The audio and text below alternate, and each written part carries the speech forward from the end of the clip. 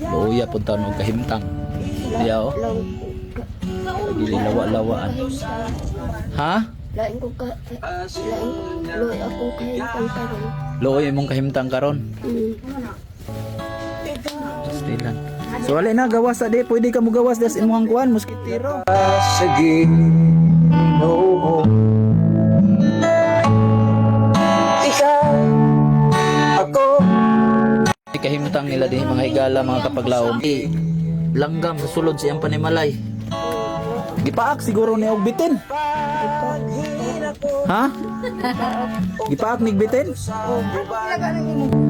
Pasin ikaw paninglan.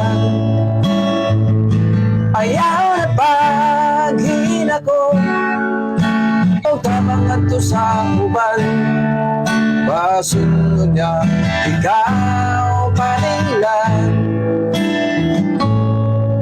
Walay laing tabangan ang tabos nga nagkinahanglan. Buhat at ini ikaw bumigan.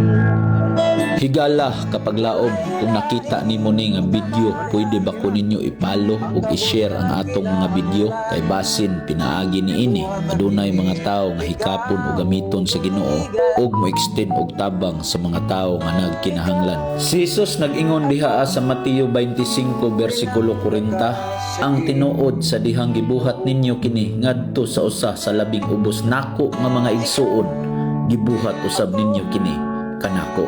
Ang Dios magauban ug magapanalangin kanatong tanan.